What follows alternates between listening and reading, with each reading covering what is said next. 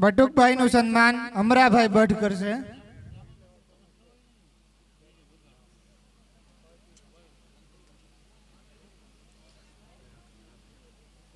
બાલાભાઈનું સન્માન અમરાભાઈ કરશે. અરજણભાઈનું સન્માન બટુકભાઈ કરશે. ગંગેશ્વર મહાદેવ કી જય.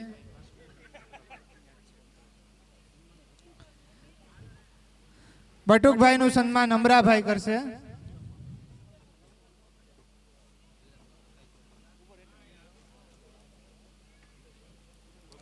બાલાભાઈનું સન્માન અમરાભાઈ કરશે.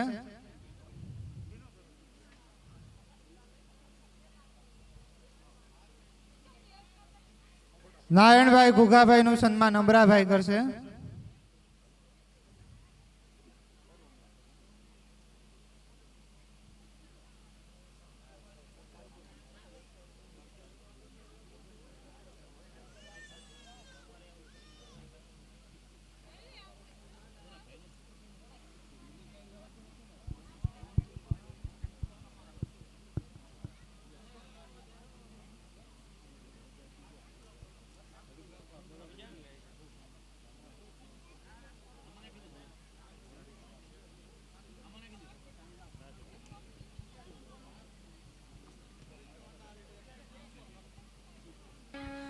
बोलिए सोमनाथ महादेव की जय.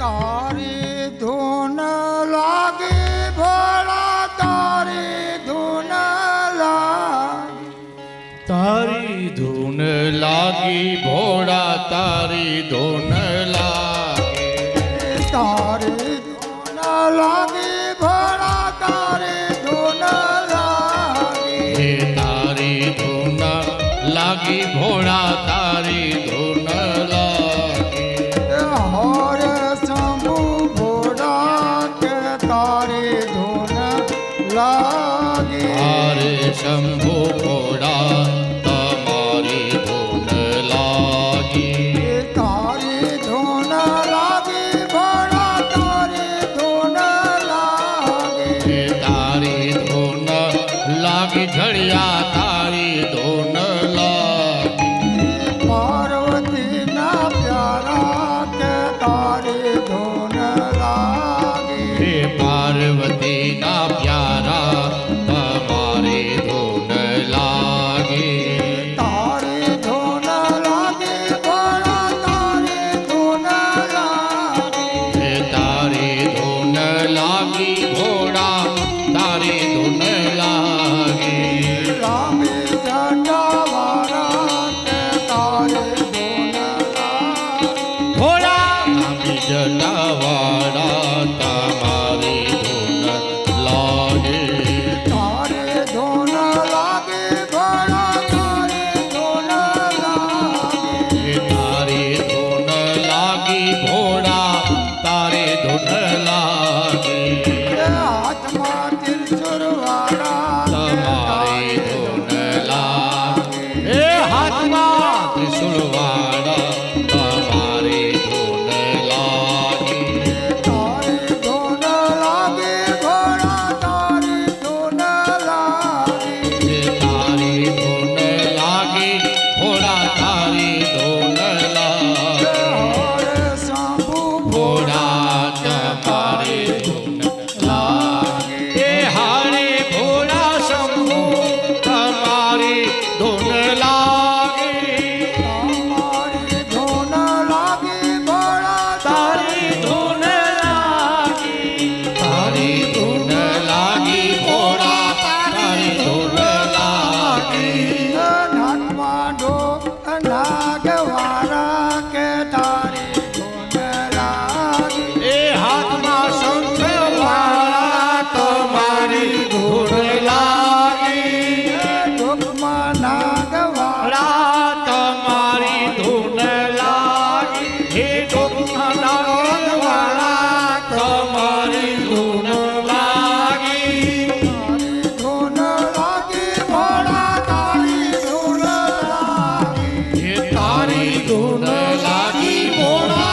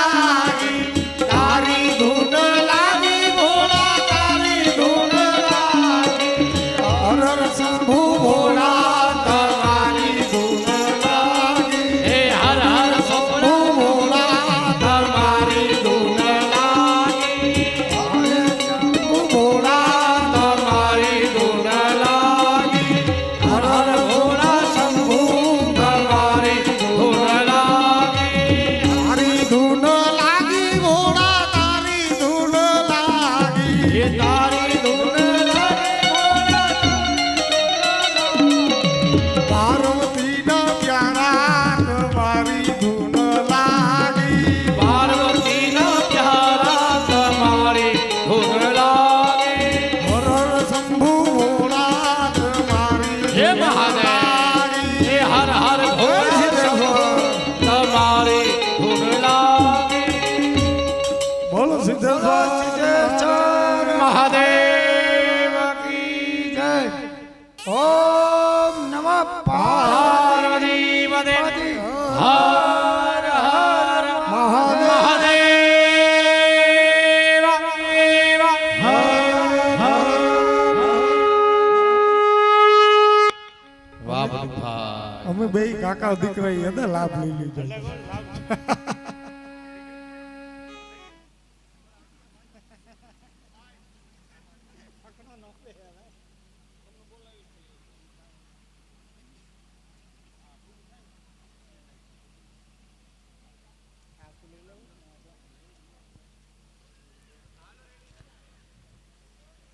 શાસ્ત્રીજીનું સન્માન આલાભાઈ કરશે.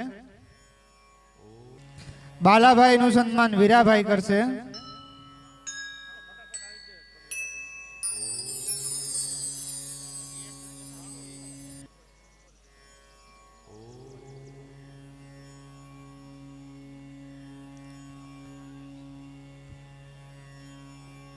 ટપુબેનનું સન્માન ભમીબેન કરશે.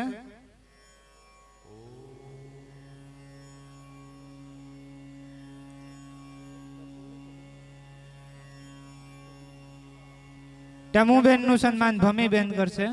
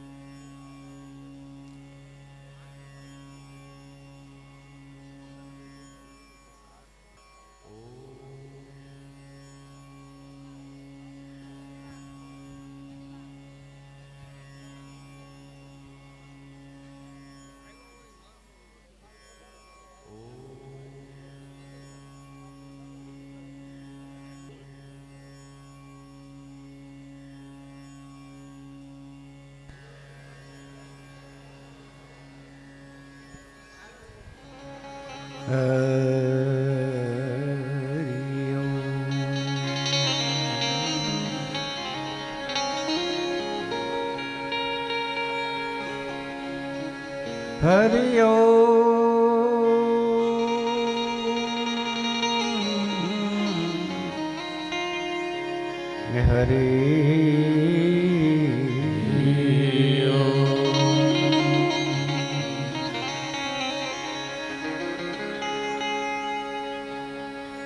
તો હળાહળ ઝેર પીનારા ભાઈ હળાહળ ઝેર પીનારા કદી શંકર બનતા નથી. ઝેર પી જાય મનુષ્ય, મનુષ્ય મર જાય, કદી શંકર બનતા નથી.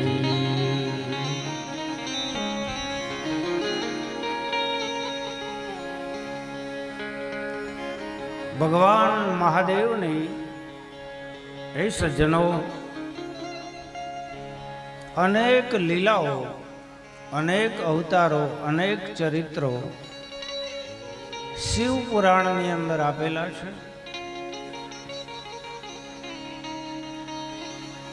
શંખચૂડનો નાશ કર્યો પરમાત્માએ. આ તુલસી અને શંખચૂડ ગૌલોક ધામના વાસી બન્યા છે. એને મોક્ષ ગતિની શિવલોકની પ્રાપ્તિ થઈ છે. એકવાર મહાદેવ પાર્વતીની સાથે શિવગણોની સાથે ફરવા નીકળ્યા અને કાશી નગરીને જોઈ મહાદેવે કાશી નગરીને પોતાના ત્રિશૂળ ઉપર સ્થિર કરી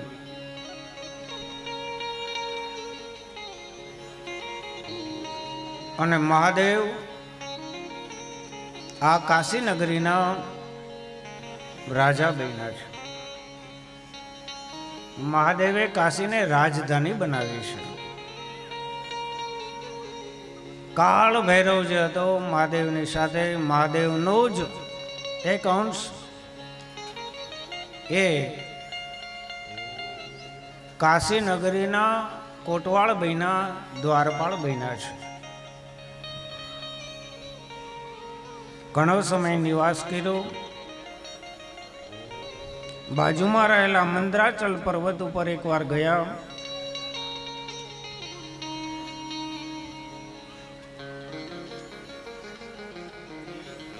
શિવ અને પાર્વતી વિનોદ કરે છે મંદરાચલ પર્વત પર. એમાં માં ભગવતી પાર્વતીએ મહાદેવની સાથે મસ્તી કરી અને મહાદેવ બેઠા હતા ત્યાં પાછળથી આવી અને મહાદેવની બંને આંખો ઉપર પોતાના હાથ મૂકી દીધા. મહાદેવના નેત્ર બંધ કરી દીધા. ઉપહાસ કર્યો છે. મહાદેવના નેત્રો જેવા બંધ થયા એવા 14 બ્રહ્માંડની અંદર અંધારપટ છવાઈ ગયો. ઘોર અંધકાર વ્યાપી ગયો.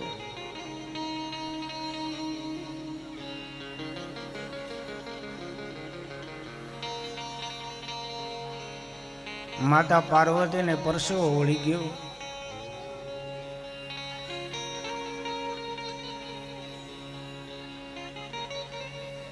ઝડપથી હાથ લઈ લીધા. 14 બ્રહ્માંડમાં પાછું ઉજાગર થયું. પણ માં પાર્વતીને જે પરસેવો થયો એના પ્રશ્વેદ બિંદુઓ ધરતી ઉપર પડ્યા અને એમાંથી એક આંધળો, એક બેડોળ અને ભયંકર પુરુષ પ્રગટ થયો.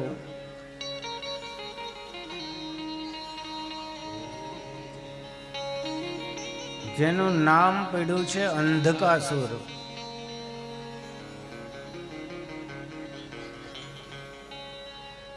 પાર્વતી માતા પુત્રની માફક એનું લાલન પાલન કરે છે.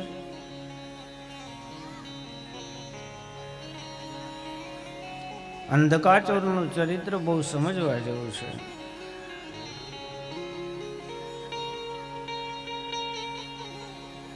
એકવાર ભગવાન વિષ્ણુએ વારાહ અવતાર ધારણ કરી અને હિરણાક્ષને મારી પૃથ્વીનો ઉદ્ધાર કરેલો. ત્યારે આ હિરણાક્ષનો નાનો ભાઈ હિરણ્યકશિપુ ભગવાનની આરે વેર બાંધીને બેઠો અને ભગવાનના પ્રિય એવા બ્રાહ્મણોને ઉપર અત્યાચાર કર્યા, ગાયો ઉપર અત્યાચાર કર્યા, ધર્મ ઉપર પ્રહાર કરવા લાગ્યો, અધર્મનો ફેલાવો કર્યો અને ભગવાનના ભક્તો ઉપર અત્યાચાર જ્યારે કર્યા, સગા દીકરા ઉપર જે આ રાક્ષસે, જે નારાયણનો પરમ ભક્ત હતો પ્રહલાદ, ત્યારે ભગવાનથી સહન ન થયું. અણુએ અણુમાં પરમાત્માની વાત સાંભળીને થંભું ન કર્યું. બધામાં જો તારો ભગવાન હોય તો આ થાંભલામાં ભગવાન છે? તો કે હા. તો એને બથ ભરીને મને બતાવો. નાનો એવો પ્રહલાદ બાળક ગભરાઈ ગયો. ભગવાન ઉભા થયા વૈકુંઠમાં, માયાને બોલાવી, જાઓ મારો ભક્ત આજે મૂંઝાઈને બેઠો છે. એને સહાય કરો. અને માયા હડેડાટ કરતી ઉપડી સીધી આવી છે રાજ દરબારમાં અને નાની નાની કીડીઓના રૂપ લીધા. લાલ ચોળ થંભ અને એની વચમાંથી કીડીઓની લાઈન આવેલી જાય. જો તો ખરા માયા કેવી છે. પ્રહલાદને દેખાય, બીજા કોઈને દેખાતી નથી.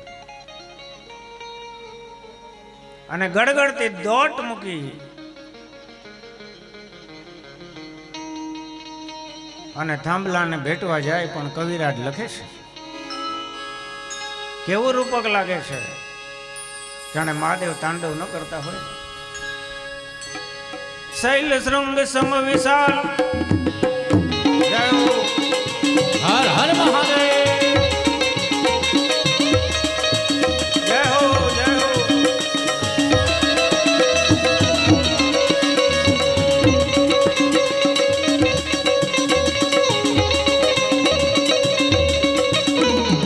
શૈલ શૃંગ સમ વિશાલ જટાભોર ચંદ્રમાલ ગંગતી તરંગ ચાલ વિમલ નીર ગાજે. લોચન ત્રય લાલ લાલ ચંદન દેખે લાલ કુમકુમ સિંદૂર ગુલાલ બ્રહ્મ વીર સાજે. હર હર મહાદેવ. कुंदन के गंगमाल विहसत हरदम कुशाल सटिक जाल रुद्रमाल हर दयाल घाटे. राधे गंग दिटकिट दिदांग.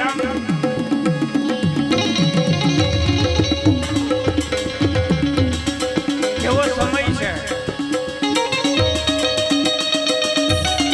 વૈશાખ શુક્લ ચૌદસ વિશાલ રવિ હોદય સગત સિંધુ ગાળ યસુરાણ કાળ પ્રગટો ઢાલ ચક લાલ ચોળ મુંદન બિલોલ.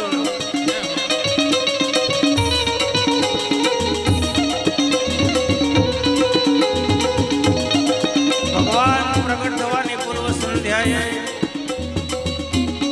અસુરાણ કાળ, અસુરોનો સમય, સંધ્યાનો સમય તમે જુઓ.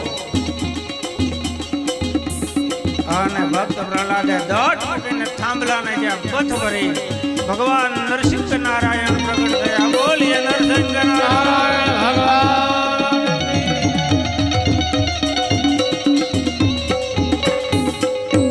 ઘેંગો જટા જોડ ઘેંગો મુંડન માળ. ભગવાનનો ક્રોધ અવતાર થયો. ભાગવતમાં આપણે કથા સાંભળીએ છીએ. ભગવાન નરસિંહ નારાયણને બ્રહ્માનું વરદાન હતું. 12 ન મરું, અંદર ન મરું, લીલાથી ન મરું, સુકાથી ન મરું, રાત્રે ન મરું, દિવસે ન મરું. બધી કલમ ખોટી કરી નાખી ભગવાને.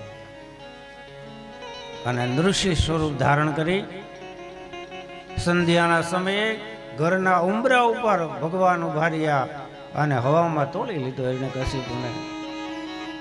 બ્રહ્માએ તને વરદાન આપ્યા હતા એનું લિસ્ટ કાઢ. બ્રહ્માએ મારું સર્જન કર્યું તો કે નહીં? તમે બ્રહ્માનું સર્જન કર્યું છે. ઘરમાં છે તો કે નહીં? બહાર છે તો કે નહીં? દિવસ છે તો કે નહીં? રાત્રિ છે તો કે નહીં? નખ બતાવ્યા. આ લોખંડ છે તો કે નહીં? ધાતુ છે તો કે નહીં? બધી કલમ ખોટી.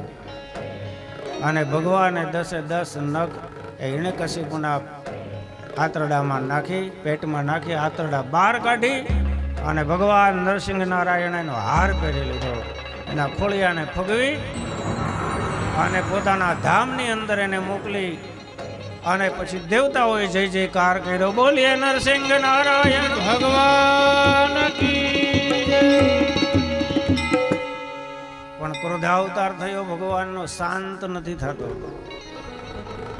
અનેક પ્રયત્ન કર્યા, શાંત ન થયા ભગવાન. ત્યારે તમામ દેવોએ ભેગા થઈ અને ભોળાનાથનું સ્મરણ કર્યું છે. દેવોના દેવ મહાદેવ એ સલભાવતારે પ્રગટ થયા. એમનું પણ એવું જ સ્વરૂપ છે જેવું નરસિંહ ભગવાનનું છે. પણ ભયંકર રૂપે મહાદેવ પ્રગટ થયા. એવી કથા મળી આવે છે કે સલભાવતાર રૂપે ભગવાન મહાદેવ અને નરસિંહ રૂપે શ્રી હરિ નારાયણનું ભયંકર યુદ્ધ થયું.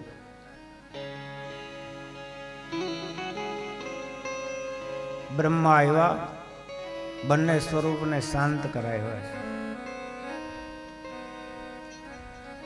પછી ભગવાને મહાદેવે વિષ્ણુને કહ્યું, પ્રભુ તમારો માનભંગ કરવા માટે મારે જન્મ લેવો પડ્યો. વિષ્ણુ ભગવાન કહે છે મહાદેવને, હે પ્રભુ, હવે તમે મારી સાથે યુદ્ધ તો કર્યું છે, પણ હવે એક વધારે કૃપા કરો, મને સદાયને માટે તમારા અંગ સંગ થાય, તમારા શરીરનો મને સદાને માટે સ્પર્શ થાય, એવા મને આશીર્વાદ આપો. મહાદેવે કહ્યું, તથાસ્તુ.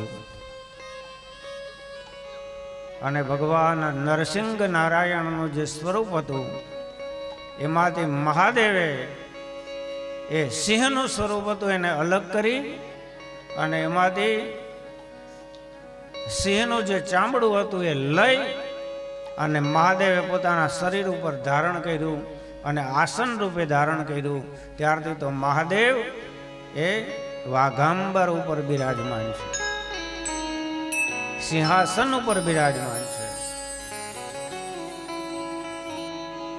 એટલે તો આપણે કહીએ વાઘાંબરમ ભસ્માંગરમ.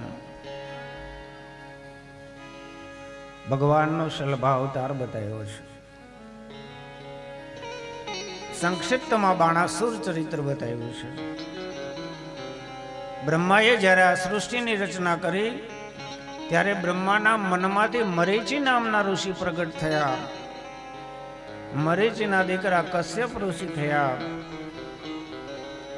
દક્ષની 13 કન્યા સાથે એના લગ્ન થયા. એમાં દિતિ સૌથી મોટા હતા. એને 2 પુત્ર હિરણાક્ષ, હિરણ્યકશિપુની કથા સાંભળી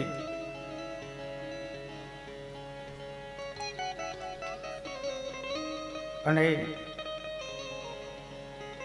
ભગવાન શ્રી હરિ નારાયણની આ કથામાં એના પરિવારની અંદર સોણિતપુર નગરની અંદર શિવનો એક મહાન ભક્ત રાજ કરતો હતો, જેનું નામ હતું બાણાસુર. મહાદેવનો એવો પરમ ઉપાસક. કૈલાસ પર્વત ઉપર જ્યારે જ્યારે મહાદેવ તાંડવ નૃત્ય કરે ત્યારે બાણાસુર 4 હાથ હતા, એને 4 હાથથી 4 નગારા વગાડે અને મહાદેવ એની ઉપર પ્રસન્ન થયા. માગ તારે શું જોઈએ છે? બાણાસુરે ભગવાન મહાદેવની પાસે માંગ્યું, મને 1000 હાથ આપો. ભોળાનાથ 1000 હાથ? તો કે 1000 હાથને તારે શું કરવા છે? હે પ્રભુ, તમે જ્યારે જ્યારે કૈલાસ પર્વત ઉપર તાંડવ કરો ને ત્યારે હું 1000 હાથી 1000 નગારા એક સાથે વગાડું એવી મારી ઈચ્છા છે, માટે મને 1000 હાથ આપો. મહાદેવે એને વરદાન આપ્યું. 1000 હાથની એનામાં શક્તિ આપી.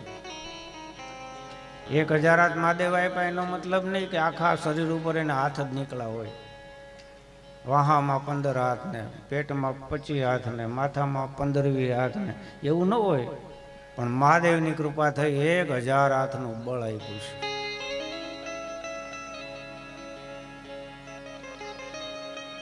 મહાદેવનો પરમ ભક્ત જ્યારે જ્યારે મહાદેવ કૈલાસ પર્વત ઉપર તાંડવ કરે ત્યારે સંગીત વગાડવા જતો, ખાસ કરીને નગારા, મહાદેવને જે પ્રિય છે. મહાદેવ એની ઉપર પ્રસન્ન થયા અને કીધું બાણાસુરને, માગ તારે શું જોઈએ છે? બાણાસુર કહેવા લાગ્યા, હે મહાદેવ, હે પ્રભુ, તમે જો મારા ઉપર પ્રસન્ન થયા હોય તો મારી જે રાજધાની છે સોણિતપુર, એના દ્વારપાળ હે મહાદેવ તમે બનો. ભગવાન તો ભક્તાધીન છે. મહાદેવ હાથમાં ત્રિશૂળ ને ડમરું લઈ અને બાણાસુરના કોટવાળ બન્યા, રક્ષક બન્યા છે. આવો મહાદેવનો પરમ ઉપાસક.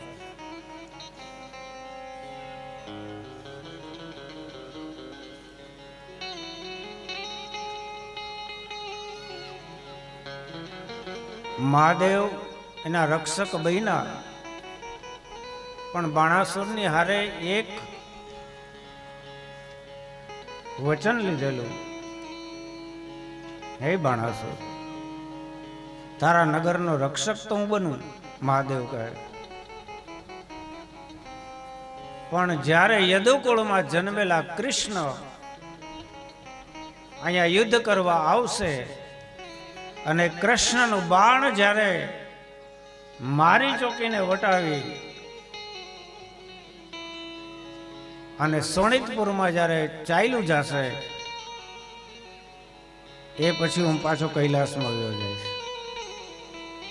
ભલે પ્રભુ. અને મહાદેવ સદાય માટે એનો ચોકી પીરો કરે છે. બાણાસુરની એક દીકરી હતી જેનું નામ હતું ઉષા. બાણાસુરનો એક મંત્રી હતો જેનું નામ હતું કુષ્માંડ. આ મંત્રીની પણ એક દીકરી હતી જેનું નામ હતું ચિત્રલેખા. આ મંત્રીની દીકરી ચિત્રલેખા એ નારદજીએ પ્રસન્ન થઈ અને ચિત્રલેખાને હવામાં ઉડી શકે એવું વરદાન આપેલું. આ ચિત્રલેખા ચિત્રકળામાં બહુ પ્રવીણ હતી, બહુ હોશિયાર હતી.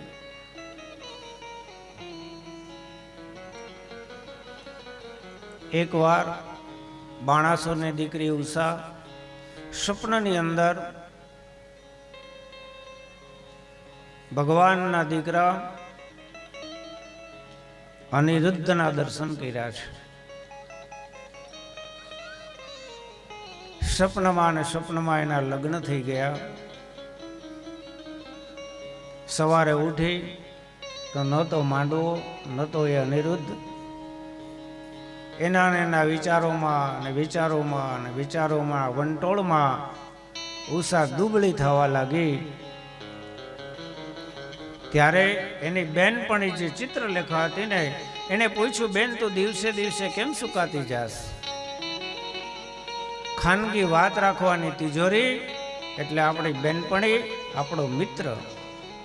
જે મા બાપને ન કહી શકાય એ વાત મિત્રને કહી શકાય. સ્વપ્નની વાત કહી, બેન મેં એક પુરુષ જોયો, મેં એની સાથે લગ્ન કર્યા. ઉષા કહે, હવે જ્યાં સુધી મને પ્રાપ્ત નહીં થાય ત્યાં સુધી મને સુખ નહીં થાય. અરે ગાંડી, એમાં શું મૂંઝાઈ ગઈ? આવ બેસ મારી પાસે. અને ચિત્રલેખા કેનવાસ ઉપર ચિત્ર મેંડી બનાવવા. દેવના, ગંધર્વના, યક્ષના, કિન્નરના, ઇન્દ્રના, યમરાજાના. દેવોના બનાવ્યા આમાંથી કોઈ તો કે નહીં, યક્ષ ગંધર્વનો આમાંથી કોઈ તો કે નહીં, બધાના ચિત્ર બનાવ્યા. ચિત્રલેખાએ કીધું હવે તો એક મનુષ્ય લોક બાકી છે. અને માનવીઓમાં મહાન માનવીઓના ચિત્રને મંડી કરવા. એમ કરતા કરતા કરતા કરતા કૃષ્ણના ચિત્ર આમાંથી કોઈ તો કે નહીં. હવે બાકી રહી ગયા કૃષ્ણના દીકરા. અષ્ટપટરાણીઓના 10 દીકરાઓ હતા. 80 દીકરાના ચિત્રલેખાએ કર્યા છે. અને એ ચિત્રણ કરતા કરતા કરતા જ્યાં અનિરુદ્ધનું ચિત્ર બનાવ્યું ચિત્રલેખાએ, અને ઉષા શરમાઈ ગયા. આ છે તો કે હા. અરે ગાંડી, આ તો કૃષ્ણનો દીકરો છે. કે જે હોય તે, હું તો મનોમન એને વરી ચૂકી. આને કહેવાય પ્રેમ, બાકી બધાય વેમ.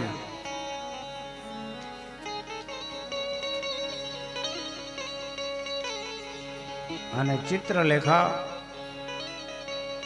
આકાશમાં ઉડવાની વિદ્યા જાણતી હતી, એટલે રાતના સમયે ફરડાટ કરતી ઉપડી ભગવાનના દીકરાને લેવા. તો આ તો ભાઈ 16 કળાએ પૂર્ણ કૃષ્ણ અને એની રાજધાની સોનાની દ્વારકા. એમાં એમનેમ થોડું કઈ દાખલ થઈ જવાય.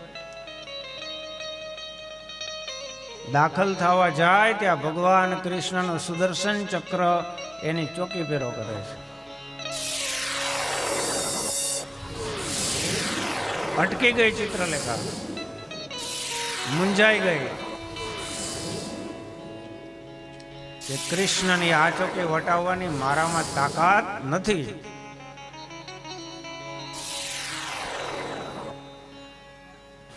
ત્યારે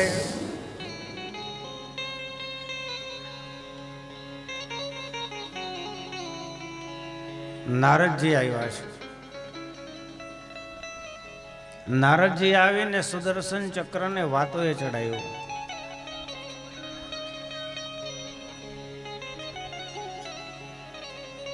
અને ચિત્રલેખાને મોકો મળી ગયો અને ભગવાનની સોનાની દ્વારિકામાં પ્રવેશ કર્યો છે.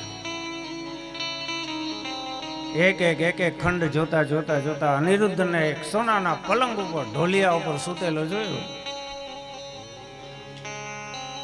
હવા મણની તળાઈમાં ઉતેલો છે ભગવાન કૃષ્ણનો દીકરો. હાથીના પગ જેવા તો ઢોલિયાના એમાં પાયા છે. ભગવાનનો દીકરો એમાં શું કહેવાનું હોય ભાઈ? ચિત્રલેખાએ વિચાર્યું કે આને જગાડીશ ને તો આનાકાની કરે સંભવ છે, એટલે જગાડવો તો નથી, ભલે હું તો. અને ચિત્રલેખાએ પલંગ સૂતો ભગવાનના દીકરા અનિરુદ્ધને ઉઠાયો અને ઝરૂખામાંથી બહાર નીકળી શોણિતપુરમાં લઈ આવી અને એની બેનપણીની સામે મૂકી દીધો. આ તો કે હા. પછી તો રોજનો નિયમ થઈ ગયો. દ્વારપાળોએ બાણાસુરને ફરિયાદ કરી. બાણાસુરે એક દંડીઓ મહેલ બનાવ્યો, એમાં રાખી. પણ આ ક્રમ ચાલુ છે. બાણાસુર એકવાર છુપાઈ અને નાગ પાસથી ભગવાનના દીકરા બાણાસુરને બાંધી દીધો, કબજામાં લઈ લીધો. ભગવાન દ્વારકાધીશને ખબર પડી. કનૈયાએ મોટા ભાઈને બોલાવ્યા. મોટા દાઉ, હા ભાઈ, આપણા દીકરાને ઓલા બાણાસુરે પકડીને કેદમાં નાખ્યો છે. નાના ચિંતા ન કર, હું બેઠો જ ને. આનું નામ કહેવાય ભાઈ.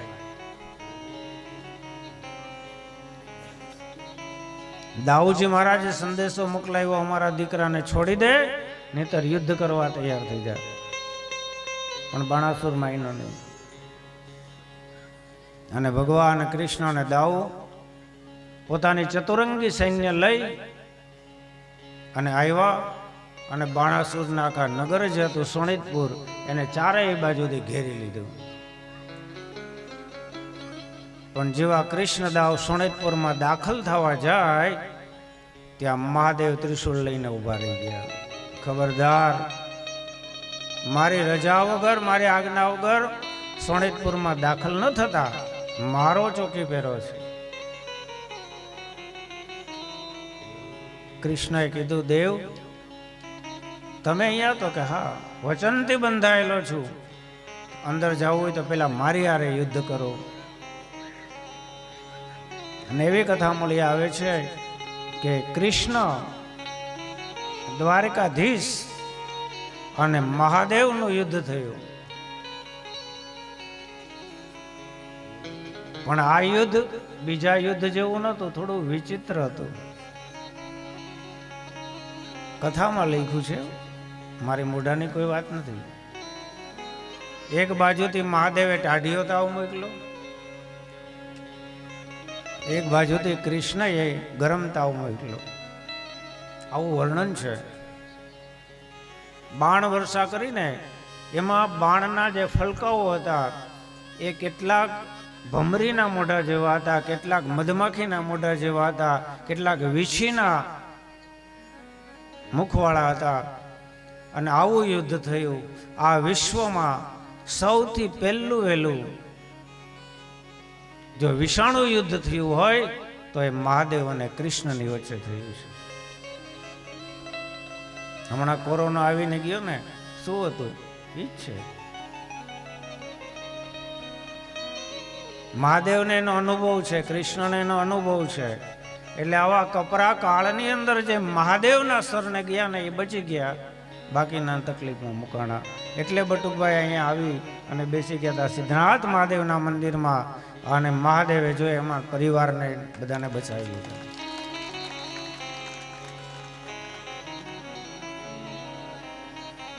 વાયરસ ગજબ છે ભાઈ, હજી થશે, વિષાણુ યુદ્ધ થશે. ઘણા દેશો પાસે એવા હથિયારો છે, એમાં આપણે ઊંડા નહીં ઉતરીએ, જાણે દો.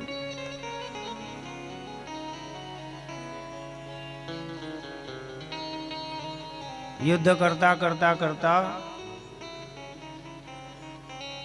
કૃષ્ણએ એવી બાણ વર્ષા કરી કે એક બાણ મહાદેવની ધજાને કાપી અને સોનિતપુરમાં દાખલ થઈ ગયું.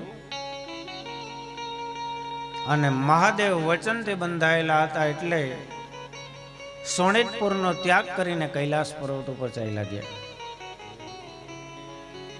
અને ભગવાનનું ચતુરંગી સૈન્ય સોનિતપુરમાં દાખલ થયું.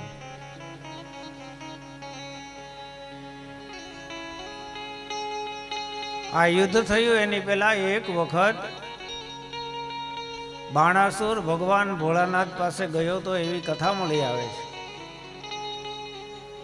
અને મહાદેવની સામે હોશિયારી મારી, હે પ્રભુ, હે દેવોના દેવ મહાદેવ, તો કે બોલ બેટા, કા તમે મને 1000 હાથ આપ્યા ને તો મને હાથમાં ખંજવાળ બહુ આવે છે. ભગવાન કે કાંઈ વાંધો નહીં, જેથી તારું ભરાઈ જશે ને તેથી તારી ખંજવાળી ઉતરી જાય. અને ભગવાન યુદ્ધ કરતા કરતા એક એક બાણે એક એક હાથનું મીંડા છેદન કરવા, 4 હાથ બાકી રહ્યા. મહાદેવ આવ્યા છે, ગમે એમ તો એનો ભક્ત છે ને. બસ પ્રભુ, આ મારવાને યોગ્ય નથી. સમજાવ્યા. જેને જેને આ જગતમાં અભિમાન આવ્યા ને ભગવાન એના અભિમાન તોડ્યા છે. બાણાસુરનું અભિમાન ઓગળી ગયું. મહાદેવના કહેવાથી પોતાની દીકરીના લગ્ન ભગવાનના દીકરા સાથે ધામધૂમ પૂર્વક કરી ખૂબ કરિયાવર આપી અને આ દંપતીને વિદાય કર્યા છે. પછી તો ગજાસુર ચરિત્ર બતાવ્યું, ગંધર્વી દૈત્ય વધની કથા બતાવી અને રુદ્ર સંહિતાની અંદર કથાનો પ્રારંભ કર્યો. અને વ્યાસજી મહારાજે લખ્યું છે, શ્રી વ્યાસ યુવાચ વંદે મહાનંદ મનલદિતમ માહેશ્વરમ સર્વવિંદુ મહાન મનઃ ગૌરી પ્રિયમ કાર્તિકય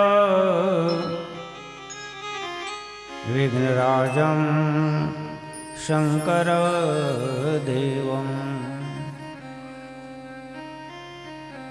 વ્યાસજી મહારાજ કહે છે, નૈમિષારણ્યની અંદર સુત પુરાણિક જે 88,000 ઋષિગણોના કથા કરે છે. 19મા કલ્પની અંદર જે 19મો કલ્પ હતો, સુત પુરાણિકજી કહે છે કે એ શ્વેત લોહિત નામથી હતો. અને ત્યારે મહાદેવ સદ્યોજાત રૂપથી પ્રગટ થયેલા અને સૌથી પહેલા બ્રહ્માજીને આ સૃષ્ટિ રચવાનું જ્ઞાન આ સદ્યોજાત સ્વરૂપે મહાદેવે બ્રહ્માને આપેલું. એ પછી 20મા કલ્પની અંદર વામદેવ સ્વરૂપે મહાદેવ થયા.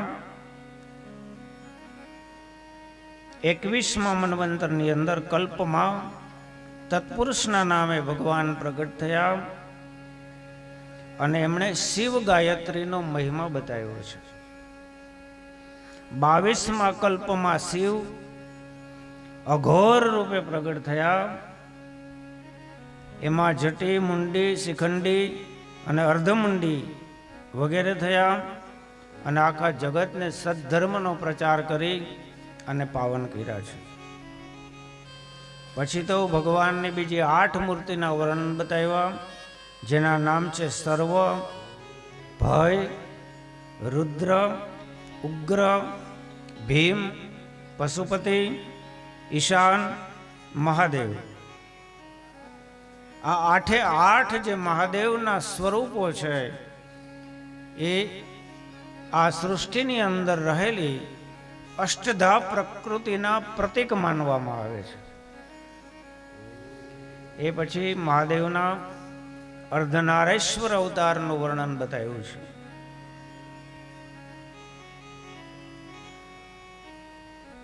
બ્રહ્માજી આ સૃષ્ટિની રચના કરી,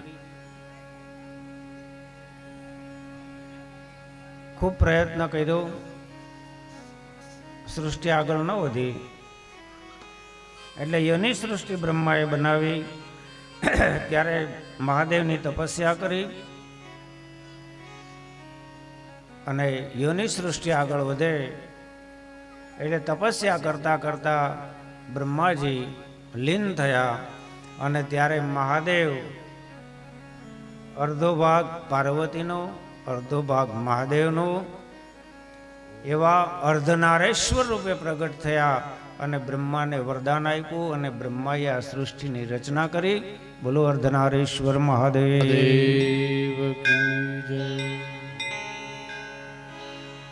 પછી તો ભગવાનના બીજા 9 અવતારોની કથા બતાવી. શ્વેત અવતાર, સુતાર અવતાર, દમન અવતાર, સુહોત્ર અવતાર, કંક અવતાર, લોકાક્ષી અવતાર, જૈંગીસવ્ય અવતાર, દધિવાહન અને વૃષભ અવતાર. એ પછી બીજા મહાદેવના 19 અવતારોની પણ કથા બતાવી છે. ઘણા પૂછે છે, દાદા મહાદેવના કેટલા અવતાર થયા? આ જગતમાં કોઈ દેવના નથી થયા ને એટલા મહાદેવના અવતારના ચરિત્ર મળી આવે છે. અમુક સતયુગમાં થયા, અમુક ત્રેતાયુગમાં અવતારો થયા, અમુક દ્વાપરમાં અવતારો થયા. અત્યારે કળિયુગ ચાલી રહ્યો છે, અત્યારે પણ મહાદેવ કોઈના કોઈ સ્વરૂપે બિરાજમાન છે અને છે. મહાદેવ ક્યાં નથી? કણ કણ में ओम समाया है, प्रभु कैसी तेरी लीला है. ભગવાનના અનેક અવતારોમાંથી એક અવતાર છે નંદીશ્વરનો અવતાર. એક શિલાદ નામના ઋષિ હતા. આ શિલાદ ઋષિની ઈચ્છા હતી કે હું મૃત્યુ પામું પછી મારે પિતૃલોકમાં જવું છે.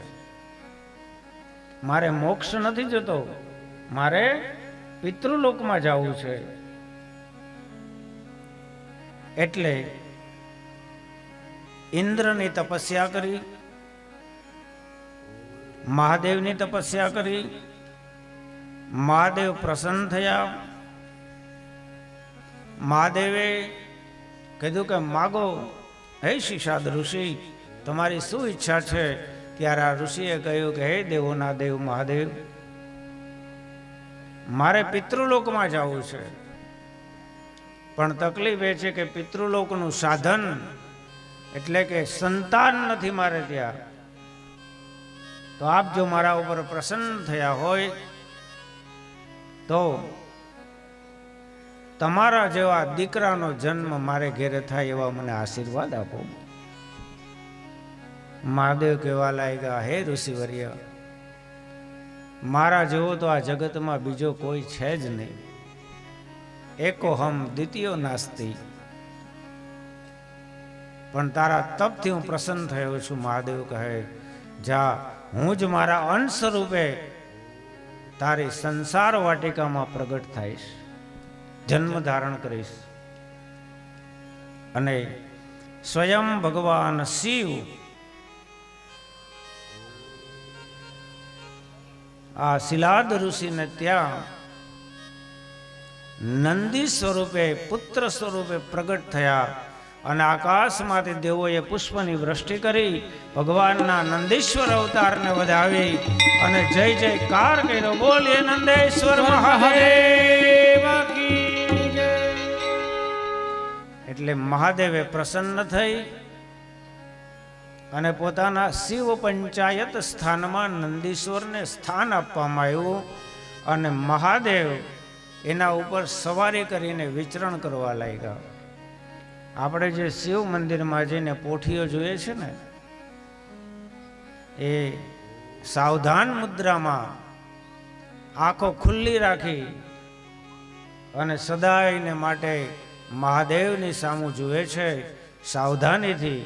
બસ મહાદેવનો ઈશારો થાય ને ઊભો થાય, આટલી તત્પરતાથી મહાદેવની સેવા કરે છે. એટલે આપણે પેલા પોઠિયાને પગે લાગીએ છીએ. ભગવાનનો એક અવતાર નંદીશ્વર થયો છે. બીજો એક અવતાર થયો ભગવાનનો ભૈરવ અવતાર. પ્રથમ બ્રહ્માજીને 5 મુખ હતા, આપણે કથા સાંભળેલી. 5મું મુખ ઉર્ધ્વ હતું, એમાંથી દારૂગોળો અને પરમાણુ શસ્ત્રો પ્રગટ થતા હતા. એક સમયે મહાદેવે મસ્તકનું છેદન કર્યું.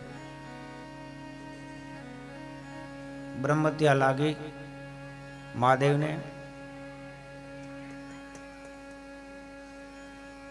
એટલે મહાદેવ એ સમયે કાળ ભૈરવ રૂપે પ્રગટ થયા અને આ હત્યાને દૂર કરી છે. એટલે આજે પણ કાશીના કોટવાળ છે, કાશીમાં મહાદેવ કાશી વિશ્વનાથના દર્શન કરવા જાય તો નિયમ એવો છે કે પેલા એના કોટવાળને પગે લાગવાનું, કાળ ભૈરવને પેલા પગે લાગીને જવાનું, તો જ મહાદેવને દર્શન થાય. કાળ ભૈરવ એ પણ મહાદેવનો એક અંશ અવતાર છે. બટુક ભૈરવ એ પણ મહાકાલનો એક અંશ અવતાર છે. આવા તો 64 ભૈરવ, મહાકાલ અને એમની શક્તિ મહાકાલી એની સેવામાં સદાને માટે તત્પર રહે છે. એની સાથે 64 જોગણીઓ રક્ષા કરે છે. આ છે શિવ પંચાયત, અદ્ભુત.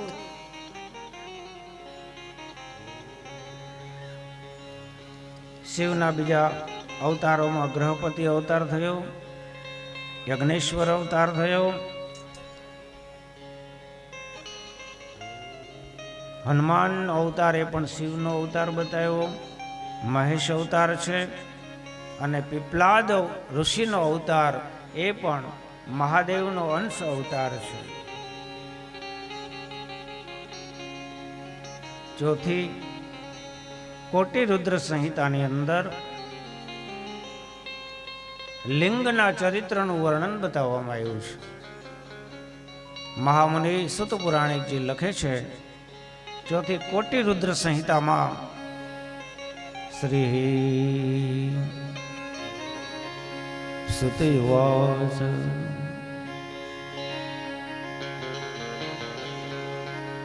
સર્વેષાં શિવલિંગાનામ સર્વેષાં શિવલિંગાનામ સંખ્યામ ન વિદ્યતે, જેની ગણના ન થઈ શકે. સર્વલિંગમયમ ભૂમિ, આખી ભૂમિ શિવલિંગમય છે. સર્વલિંગમયમ જગત, આખું જગત શિવલિંગમય છે. આ પૃથ્વી પણ એક શિવલિંગનું પ્રતીક છે.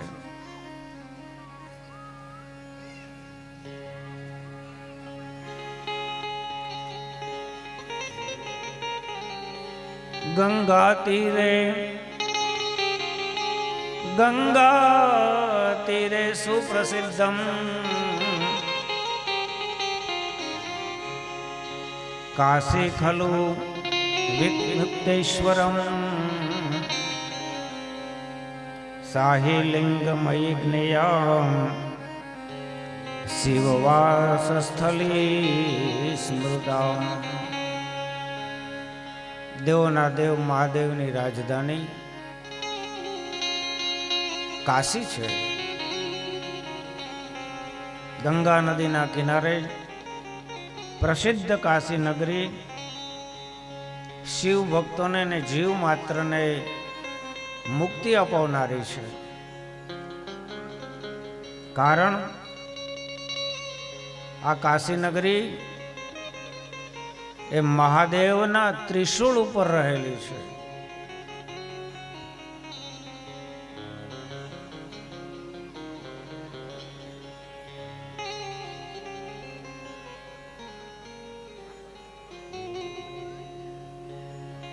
અને આ કાશીની અંદર એક મુખ્ય કળિયુગની અંદર મહાદેવનું દર્શનીય સ્વરૂપ જે લિંગ છે એનું નામ છે અવિમુક્તેશ્વર મહાદેવ.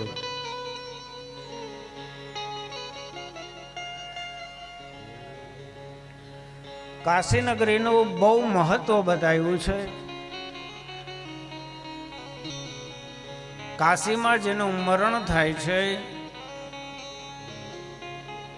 એને ક્યારેય બીજો જન્મ નથી લેવો પડતો. એટલે ભારત આઝાદ થયું એ પહેલા કાશીમાં મરણ માટે લોકો ત્યાં કરવત મુકાવવા જતા.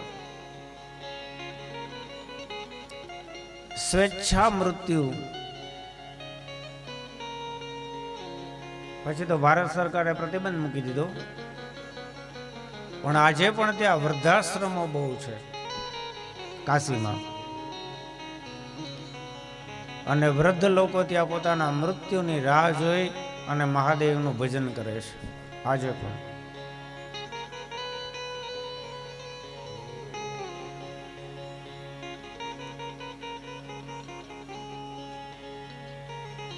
કાશીની અંદર તિલભાડેશ્વર, દશાશ્વર, સંગમેશ્વર, ભૂતેશ્વર, સિદ્ધનાથેશ્વર આવા અનેક લિંગો કાશીની અંદર બિરાજમાન છે.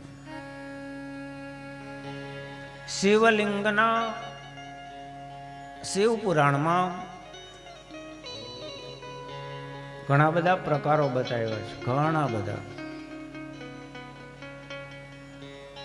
જ્યોતિર્લિંગ ને, આત્મલિંગ ને, સ્ફટિકલિંગ ને, પારદલિંગ ને, પારસલિંગ ને, પાર્થિવલિંગ ને.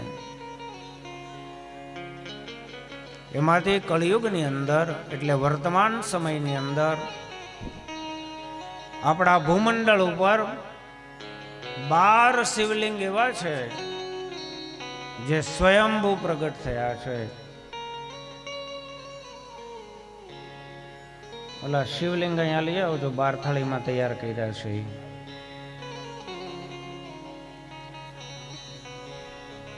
હા, જાઓ જાઓ.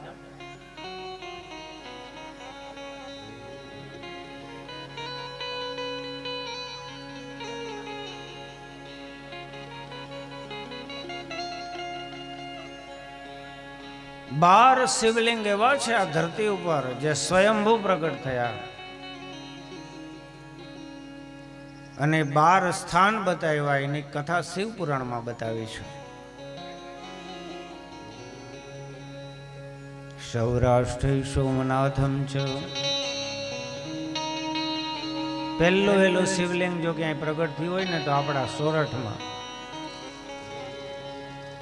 સોમનાથ મહાદેવ. મોહમ્મદ ગઝનવીએ 17 વખત આ સોમનાથ મંદિરને લૂંટ્યું હતું. વિચારો, એના પગથિયામાં હીરા માણેક અને પન્નાઓ જડેલા હતા. સોમનાથ મહાદેવના ગર્ભગૃહના દરવાજા આખા સુખડના હતા. આજે પણ એ સુખડના સોમનાથ મહાદેવના દરવાજા લંડનના મ્યુઝિયમમાં આજે પણ છે. આટલો વૈભવ હતો સોમનાથનો. 17 વખત લૂંટ્યું છતાં એની સંપત્તિમાં કાંઈ ફેર ન પડ્યો.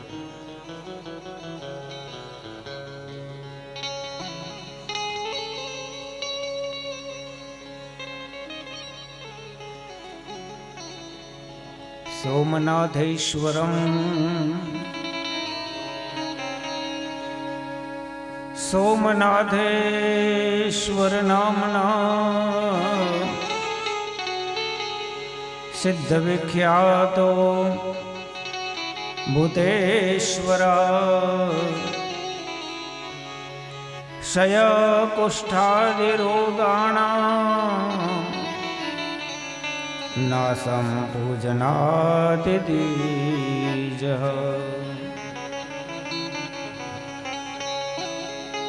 ક્ષય કુષ્ઠ રોગાદિ સમનમ. ક્ષય કુષ્ઠ રોગ શરીરની પીડાઓ એનો નાશ સોમનાથ મહાદેવ કરે છે.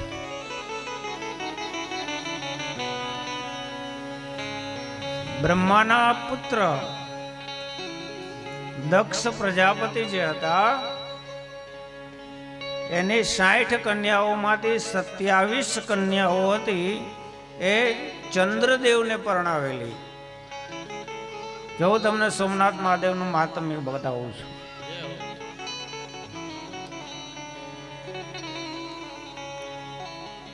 સત્યાવીસ કન્યાઓ ચંદ્રની સાથે લગ્ન કરેલા.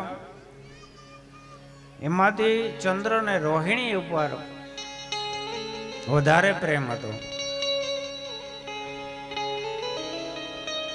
બીજી 26 કન્યાઓ રડતા રડતા પોતાના પિતાને ઘરે ગઈ, દક્ષને ઘરે. દક્ષને દુઃખ થયું. ચંદ્રને બહુ સમજાવ્યા, ચંદ્ર માયના નહીં. ચંદ્રને આ રોહિણી નામની કન્યા વધારે પ્રિય હતી. આ દક્ષની 27 કન્યાઓ કોણ છે? ચંદ્રની આજુબાજુ રહેનારા 27 નક્ષત્ર છે. એમાંથી રોહિણી એને વધારે પ્રિય છે. એનું એક કારણ મારી દ્રષ્ટિએ એ છે કે રોહિણી નક્ષત્રનો જ્યારે ઉદય થયો ત્યારે 16 કળાએ પૂર્ણ એવા ભગવાન કૃષ્ણનો જન્મ ઉત્સવ થયેલો રોહિણી નક્ષત્રમાં. ચંદ્ર એ ઔષધિ અને વનસ્પતિઓના અધિપતિ દેવ છે. આરામથી ચંદ્રને મનાયો. ચંદ્રદેવ માયના નહીં અને સસરાએ જમાઈને શ્રાપ આપી દીધો દક્ષે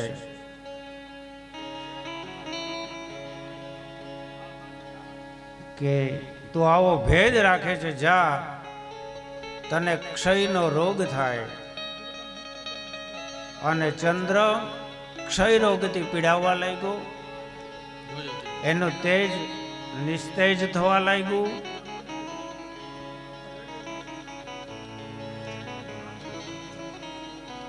બધા દેવો ભેગા થઈ બ્રહ્માના શરણે ગયા.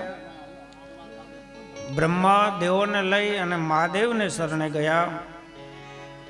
મહાદેવને પ્રેરણા કરી, હે દેવતાઓ,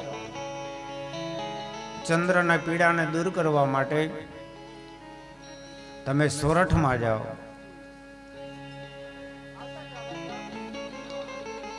બેહી જાઓ બધા શાંતિથી. હા બેહી જાઓ. વાહ ભાઈ વાહ.